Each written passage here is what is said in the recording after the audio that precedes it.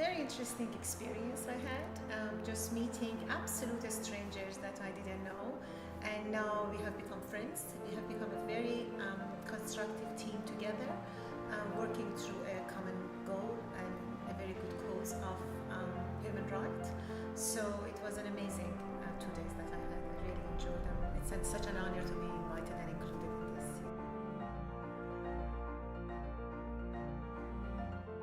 Well, I think when we look at the concept that this museum is trying to go with something heavily innovative and intangible, one thing that I learned that I previously hadn't considered to such an extent was the power of using people and their stories as an exhibit. If we are looking at creating an intangible and innovative museum, that is ultimately what the exhibits are. That is what we are showcasing. We are showcasing the stories of people from diverse backgrounds, whether that be religious, gender, sexual identity, nationality, your status here as a migrant or a refugee, whatever it may be. That diverse collection of experiences showcased in the right way, I believe, can fundamentally shift the views and values of our society in a more positive direction.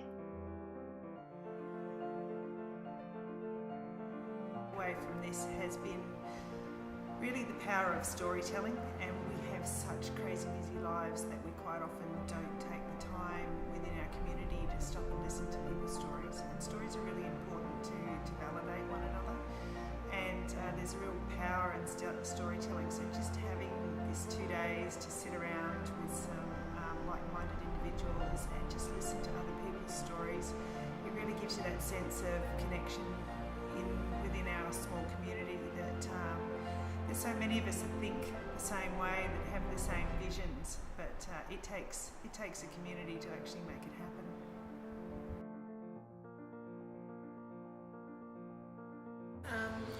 I read it somewhere, it's not my idea, but as usual that we always inspire each other. I read it somewhere that everyone needs to have a happiness project, something that makes them feel much better and bring joys to their heart. And when I was thinking of it, and for some people is cooking, for some people is baking, eating, painting, for me is all of the above. But I found out that working on human rights is my happiness project. Anything that talks about women's rights, children's rights, human's rights in total, right for disability. So why I think the museum has come about at really the perfect time in where Western culture is at is what we've really done as a society, what politicians have done, what the media has done, unfortunately, is that we've normalized the polarization of discourse, where people have just aligned themselves to extreme views, and what we've unfortunately seen from that, and what we've been able to measure, especially within the last 2 years, is a rise in hate crimes, a rise in affiliation with extremist organizations, a rise in recruitment from those extremist organizations.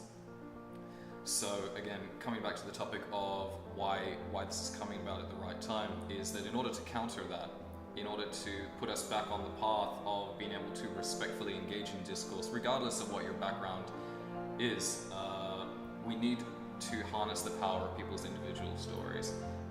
People cannot sometimes have their minds changed just through you expressing your viewpoint, but through sharing stories that people relate with, that people can empathize with. We're all humans at the end of the day. So if we're able to exhibit those in the correct way and develop the right solution, I genuinely do believe that we're going to be able to put society on a more tolerant pathway.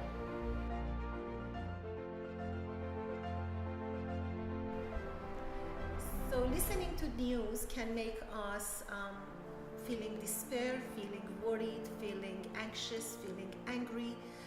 There are not many good news or heartwarming news in the world.